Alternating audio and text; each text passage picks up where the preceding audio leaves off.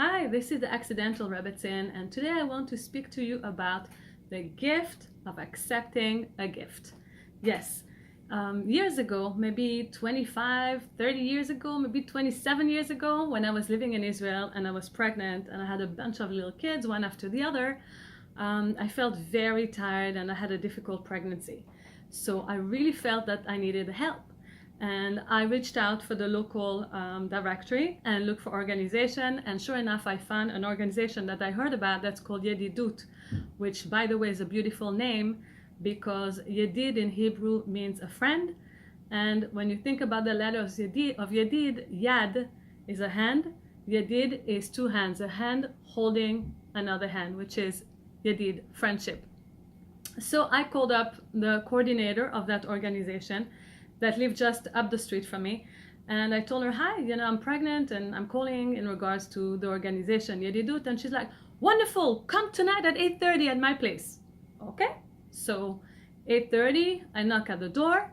She opens the door and I was very surprised to see a bunch of people already there, all women. And I didn't realize what's going on, but I sat down and there was a little refreshment, which was really nice at the end of the day. And next thing you know, I was participating in an event that recruits volunteers. Okay, so what I wanted really was receiving help. Got myself into being a coordinator of my neighborhood. And back then I was really shy and I'm like, okay, it's meant to be, I'm gonna do it, which was not physical work, it was just, sending cakes and all kind of things, phone calls, visiting, which was actually really nice. And I ended up being the coordinator for this organization for 7 years. So what did I learn from that? I learned from that anybody has something to give. Even if you are in a position, and we all are in a position that there are things that we need to receive, there still are plenty of things that we can be giving. Like the late Lubavitcher Rebbe said that if you know 2 letters, you need to teach someone that only knows 1 letter. That means that anybody has knowledge to give and anybody has a gift to give. But the thing is like that. In order for me to be able to give you, you need to be able to accept my gift. And with us women in a society that we live in, that we always have to do so much and cook so much and run around so much and work so much and make so much money and always running after our tail and doing, spiritual activities and doing social activities and who knows what, we really are in a position that sometimes some of us feel that if we were receiving help, that shows that we're not doing so well, that we're not as good as we should be, which is totally false. And I want to debunk that with you right now. First of all, in order to be able to give, you need to be able to receive. That means that no one can be just giving if there's nobody to receive. Okay, so in order for people to be giving, which is one of the foundation of the world, like it says in Pirkei Avot, על שלושה דברים העולם עומד, על התורה ועל עבודה ועל גמילות חסדים. That means that the world stands on 3 legs, like a table that stands on 3 legs, and one of them is gmilut chasadim, giving loving kindness. So in order for the world to exist, we need to be able to give. And in order for us to give, you need people to be willing to receive. Okay, so it goes together. We cannot not receive help or not receive love or not receive. There's a beautiful story from this rabbi, which I like very much. He's on Facebook, by the way. His name is Rabbi David Aaron, and it's called Inviting God In. And in that beautiful book, he explains that he was once dating a woman named Daphne, and he loved Daphne and he wanted to marry her. But the only problem is, one thing was bothering him. Whenever the rabbi would give Daphne a compliment, she would say like, nah, come on, she would dismiss it. Or sometimes she would even argue about it and saying like, no, I'm not really that, whatever, fill in the blank.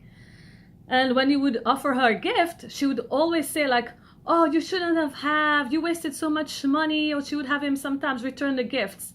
And it took such a long time. And then he realized that really he couldn't love her because she did not make space to receive that love.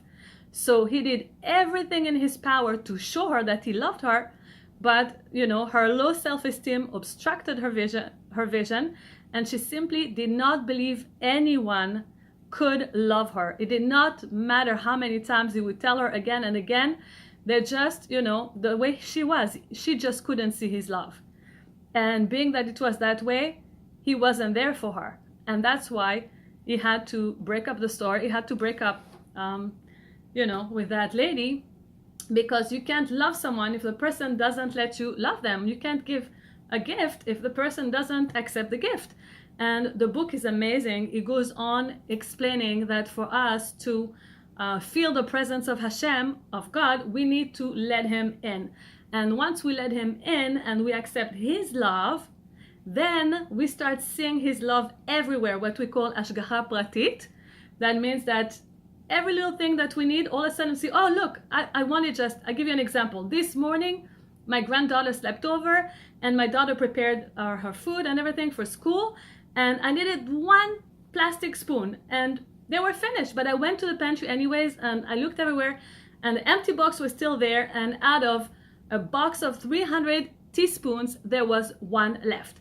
So this is God in our life. And once we invite God in, we start seeing his presence because we are making space for him. Then he walks in.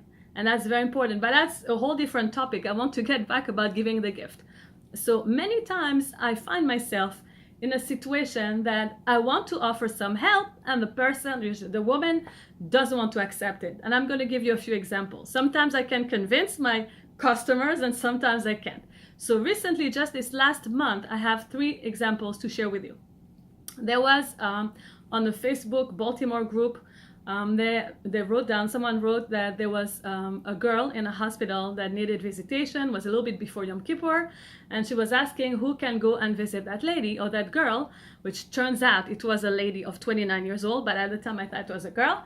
And I felt bad. I thought, a little girl in the hospital, I have some time, I can go there. And my kids were on vacation. I thought, oh, that's great. We're going to go to Hopkins. We'll take the train. We'll take pictures. We made a real fun out of it. And when we came, we visited her, very sweet, 29 years old. She really was very touched from our visit. Okay. And as we're about to leave, the first thing I was thinking about and asked her, is there anything that she needs? She spoke a few times within the course of the visit that she is going to have a personal aide coming that night, professional aide, but she's paying out of pocket. And she said that she's happy she's going to have the aide, so forth. And then I realized and told her, tell me, do you have any cash money? Because your aide might need to go to the cafeteria.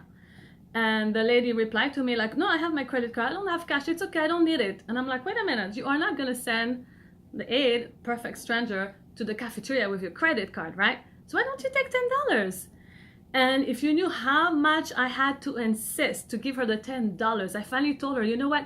I'm not even going to feel it that I don't have it. It's only $10. Please take it, because that could really make such a big difference in the life of the aide coming that night and working. You don't want her to be up and, not have any food. That's crazy.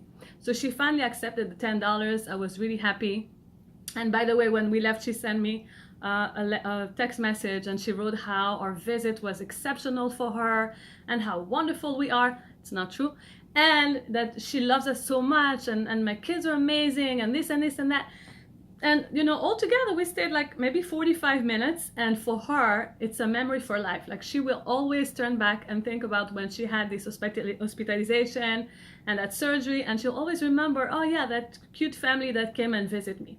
So what I want to say is that when you give a gift, you give of yourself, whether it's time, knowledge, money, whatever it is, you give a little something, but the person that receives it, for that person, it's a lot. And I'm going to get back there in a moment. So there's another example that I had recently of a lady. I heard a lady in my community was very sick. And she used to be my neighbor, but she moved out. And one day I was just, I was actually going somewhere. I was driving somewhere and they shut down the street. So I had to get off the car and I had to walk. And as I walked, I saw a car that was parked and the husband of that lady sitting in the car. And I'm like, wow, great. I'm going to walk up to him and ask if she's all right, if she needs any help. So of course I did so. And he replied to me, yes, she needs help, but she's never going to accept it. And I'm like, you know what? Try me. I took her phone number, I called her and I convinced her to get help. It's not just good enough to say, person needs help but can't accept it. You have to work and make sure the person accepts it. And if you are listening to that and you need to receive help, just be upfront and say what would help you the most, because it's such a chesed you're doing for the other person, so the other person can do chesed for you. Okay? And the third example I had is, there's a very nice lady which I follow her videos, and there was one area that she brought up on the video that she had a lot of difficulty, and that area happens to be something that I'm very talented with. So I contacted her. It happened to be her birthday, and I told her, you know what, for your birthday I want to offer you a consultation, and I'm going to help you. I have a lot of tips, I have a lot of experience, I have years and years, that specific thing, I can help. And she was like, yeah, great. And I was so excited. The whole day I was thinking, oh, I'm going to tell her that, I'm going to tell her this, maybe we can make it into a workshop and have more women come, and that would help a lot of people. And I was super excited until a few days later, when I asked her when does she want to set the time, then she starts saying, oh, it's hard because her kids, and she doesn't want to leave a babysitter. And I'm like, oh, my daughter can babysit for you. Oh, no, it's okay. Well, if you want, I come to your house. Oh, no. So, and everything, I was like, no, thank you. No, thank you. And then she just, brushed me off. And I really felt hurt. I feel like I have a gift. I want to give her the gift. And she's just closed up, even though she admitted it's something that she needs help with. So I think when that is the situation, what we need to work is on our ego. We are not perfect. The only one that is perfect is Hashem. We are not perfect at all. And even if you seem from my video, I tell you I helped here and I helped there or whatever, I am not perfect myself either. I have a very good friend who used to come to me a lot for Shabbos meals, and she was pregnant. She wasn't feeling really well. She had the baby, then she was pregnant again, and she was really not feeling so well. And then the baby was born with complication. And every time I thought of her, I thought like, oh, I got to do something for her. I got to do something for her.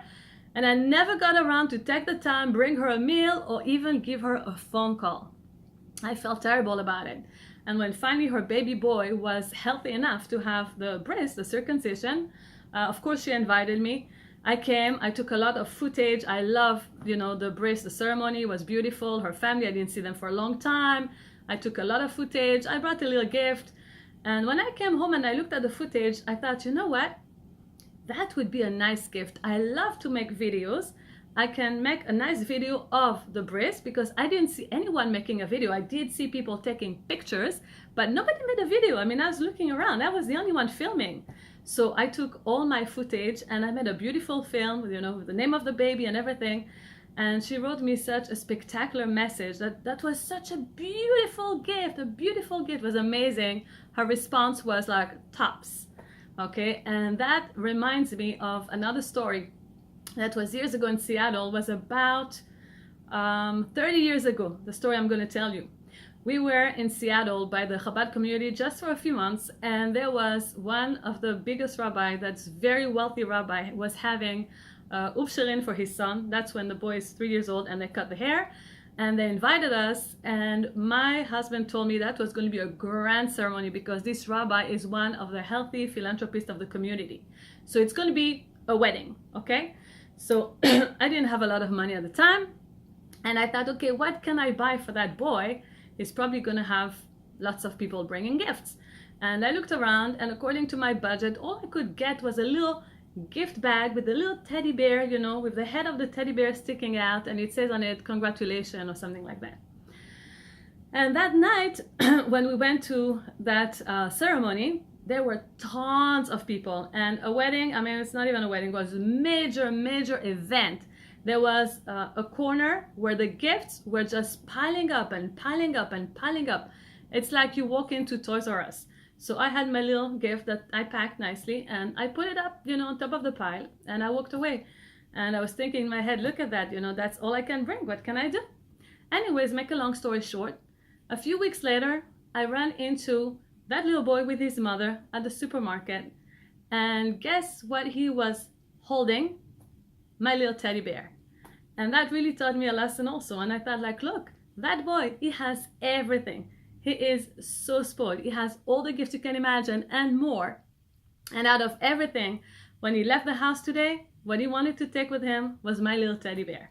And that really touched me. I thought it was so cute.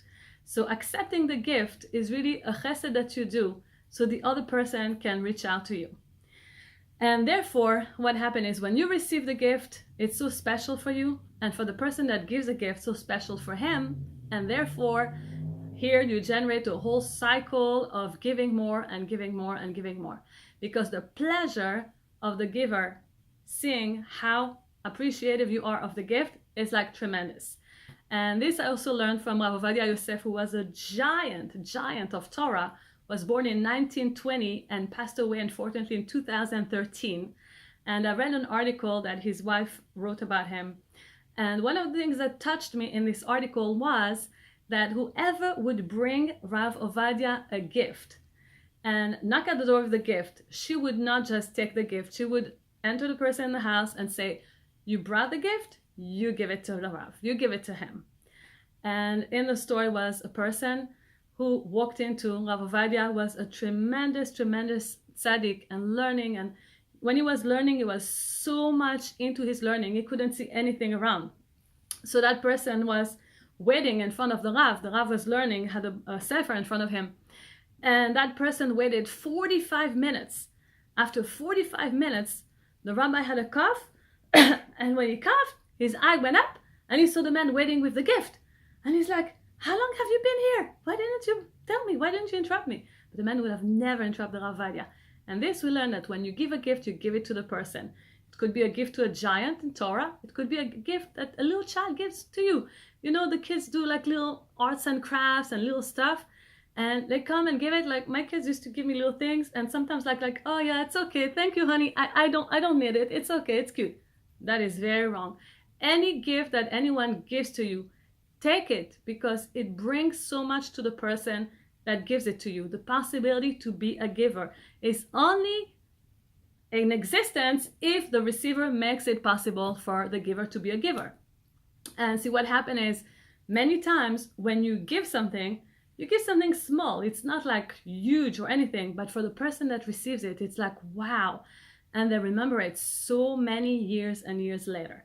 I had a lady down the street that moved in maybe 19 years ago, 18 years ago, and she still remembers until today that when she moved in, I came with a cake and a fruit salad and it was wrapped up like this and like that. And I have no memory. I think she's making it up. No, she does remember because it touched her. She was in the middle of the boxes and everything, and I come in with my desserts and, you know, welcome her to the neighborhood.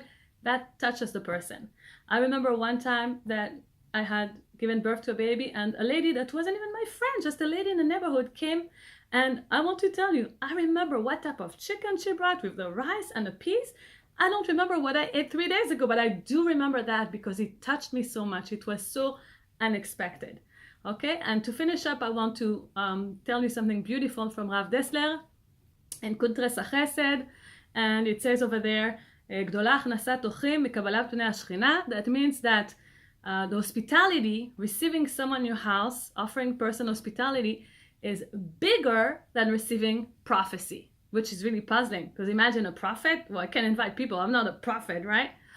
So he explains that prophecy can happen to anyone. These days we don't have prophecy anymore, or maybe not so much. But in the old days, when the prophet would receive the prophecy, it was like in a dream, like the presence of God, which is what the Shekhinah is.